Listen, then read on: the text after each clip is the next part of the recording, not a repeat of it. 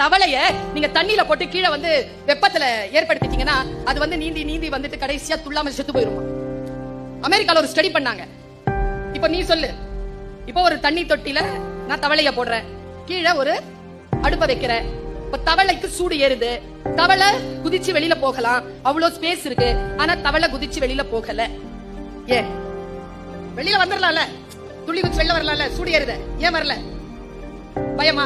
ஆராய்ச்சி என்ன சொல்லுது தெரியுமா தம்பி? ஹீட் வந்து ஆர்டிபிஷியல் ஹீட். அந்த அனிமல் வந்து கோல்ட் பிளட்டட் அனிமல். அதற்கு உடம்புல வந்து ஒரு சக்தி இருக்கு.